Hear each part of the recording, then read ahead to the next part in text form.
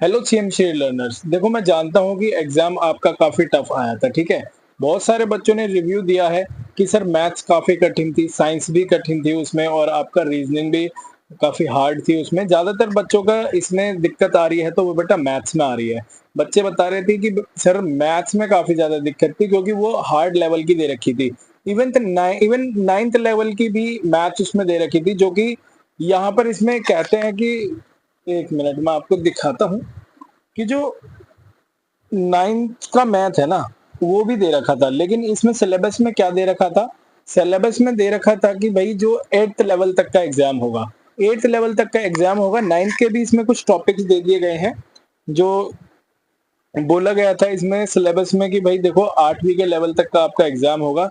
लेकिन इसमें क्या किया, 9th लेवल का भी दे दिया आपको, ठीक है। अब 9th लेवल के देखो कुछ टॉपिक्स हैं, जैसे कि लॉन्ग डिवीजन मेथड पे बेस्ड होते हैं, ठीक है।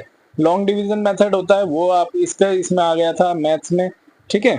और मतलब मैं ये कह रहा हूँ कि काफी सारे बच्चों ने ऐसे जम के तैयारी करी थी ना, मतलब बहुत शिद्दत से तैयारी कर रहे थे। मैं आपके दर्द को बिल्कुल समझ सकता हूँ कि बच्चों ने बहुत ज़्यादा शिद्दत से तैयारी करी थी, और मतलब उनकी प्रिपरेशन में कोई कमी नहीं थी। उन्होंने अपना 8th लेवल का समझ के तैयारी करी और उन्होंने बहुत मेहनत भी करी थी। लेकिन बेटा आपकी इसमें कोई भी गलती नहीं है, मैं आपको सिंपल सा बता देता हूँ। ये हुआ इसलिए है क्योंकि बेटा देखो कंपटीशन बहुत ज़्यादा है। कंपटीशन बहुत ज़्यादा है तो उन्हें क्या करना था, बच्चे प्यूरिफाई करने थे, ठीक है। अब क्या हुआ, बच्चे फ़िल्टर करने थे उनको। बच्चे उन्होंने करना है फ़िल्टर कैसे, लेवल बढ़ा के एग्ज़ाम का। जैसे ही उन्होंने लेवल बढ़ाया एग्ज़ाम का, काफ़ी सारे बच्चे हेजिटेट हो गए कि हमने ये क्वेश्चन तो अपने पूरे क्लास 8th तक देखा ही नहीं है ना। इवन उसमें एपी तक के क्वेश्चन थे, ठीक है। अरिथमेटिक प्रोग्रेशन के भी क्वेश्चंस थे, ठीक है। और काफी हाई लेवल के इवन कोड सेक्टर और आर्क के भी क्वेश्चन थे, है ना। एरिया ऑफ, मतलब सर्कल में देखा जाए ना, एरिया ऑफ सेक्टर निकालते हैं, एरिया ऑफ सेगमेंट, इससे रिलेटेड भी क्वेश्चंस थे, जो कि मतलब कि आपको 8th में देखने को नहीं मिलेंगे, 7th में देखने को नहीं मिलेंगे, ठीक है। और आपको जैसा पता है कि सिलेबस भी काफी डिलेटेड हो चुका है एनसीईआरटी का, ठीक है। पहले इतनी मोटी बुक आती थी एनसीईआरटी की मैथ की 8th की, अब बिल्कुल पतली सी हो गई है ना। तो आप यहाँ से अंदाजा लगा सकते हो कि एग्जाम का लेवल तो उन्होंने बढ़ाया है भाई। लेकिन भाई साहब मैं आपको कह रहा हूँ कि सारे बच्चों ने अपना 100% दिया है। कोई बात नहीं, अगर आपका एग्जाम कठिन आया था, जितने भी सेट थे ए बी सी डी, वो कठिन थे। अब देखो, इंतजार करो रिजल्ट का कि क्या कट ऑफ लगती है, उसके उसके ऊपर भी मैं आपके लिए वीडियो बना दूंगा। लेकिन बेटा आपने 100% दिया है, और आपकी जो मेहनत है ना, वो बिल्कुल भी बेकार नहीं जाने वाली। आपको चिंता करने की कोई जरूरत नहीं है, ठीक है। मैं जानता हूँ कि काफी सारे बच्चों को बहुत टेंशन हो रही होगी कि भाई हम इतने मतलब कि महीनों से तैयारी कर रहे हैं, लगे पड़े हैं इसमें, और इस लेवल का क्वेश्चन आ रहे हैं तो हम कैसे इसको करेंगे। तो देखो हो जाता है कभी कभी, क्योंकि देखो सरकार को क्या करना है ना, बच्चों को फिल्टर करना है। बच्चों को फिल्टर वो करेंगे कैसे, लेवल बढ़ाकर ही करेंगे, या तो कट ऑफ बढ़ा देंगे, ठीक है। या कट ऑफ बढ़ा देंगे या लेवल बढ़ा देंगे, इन दोनों में से एक ही काम हो सकता है। इवन यहाँ तो देखा गया है कि बेटा पूरा सिलेबस ही चेंज हो गया, ठीक है। पूरा नहीं, इसमें से काफी ज्यादा चीजें तो चेंज करी ही है इन्होंने, ताकि बच्चा हेजिटेट हो चुका है काफी, है ना। आपने तैयारी बहुत अच्छे से करी है, मैं इस बात को मानता हूँ शिद्दत से। मैंने भी देखा है कि भाई मेरी जो क्लास लाइव चलती थी वो 9:30 बजे से रात को 1-1 बजे तक चलती थी। उसमें भी बच्चे लाइव में बैठे रहते थे, मतलब ये मानो कि आंखों पे पानी मार मार के बैठे रहते थे कि इतनी शिद्दत से जब कोई बच्चा तैयारी कर रहा है तो उसका सिलेक्शन तो भाई बनता है, ठीक है। और बाकी देखो हार्ड कर दिया, अब क्या ही कह सकते हैं। कोई बात नहीं, जब सिलेबस से आउट नहीं करना चाहिए तो थोड़ा नेक्स्ट लेवल दे देते, थोड़ा हार्ड कर देते लेवल को इसको।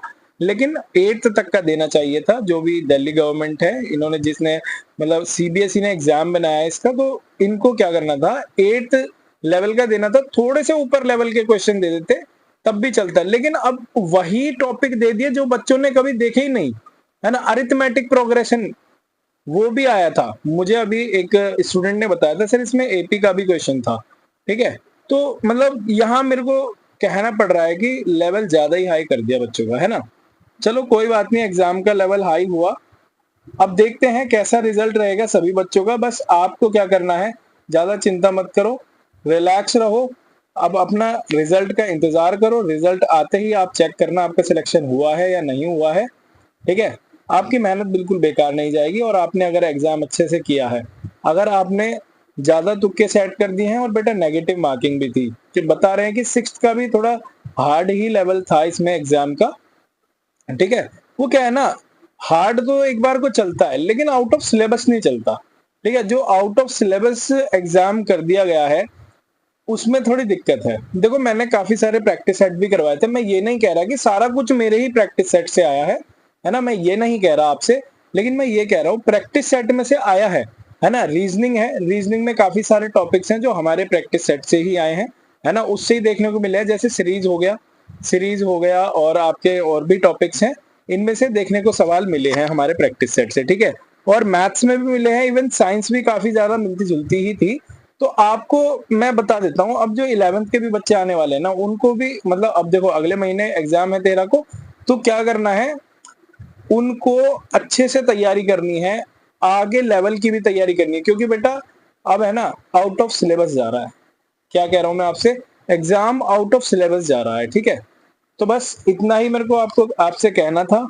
आप बस ध्यान रखो अपना, और अगर मान लीजिए बाय चांस अगर सिलेक्शन नहीं होता, क्योंकि बहुत सारे बच्चों को कठिन लगा था एग्ज़ाम, जो था वो काफ़ी ज़्यादा हार्ड लगा था, तो बेटा वेटिंग लिस्ट भी आती है, ठीक है? वेटिंग लिस्ट का भी वेट करना है, शायद आपका नाम वेटिंग लिस्ट में आ जाए, तो आपको टेंशन नहीं लेनी है, पूरा एंड तक वेट करना है, ठीक है? चलिए, तो आई होप आप समझ गए होंगे। चैनल को सब्सक्राइब कर लेना, आपको सारी अपडेट्स मिलेंगी, और वीडियो को लाइक कर देना। हमारे टेलीग्राम चैनल को भी आप ज्वाइन कर लो, जिस पर हम सारी पीडीएफ आपको फ्री ऑफ कॉस्ट देते हैं, आपसे एक भी पैसा चार्ज नहीं करते, ठीक है? तो मिलते हैं नेक्स्ट वीडियो में। थैंक यू, जय हिंद, जय भारत।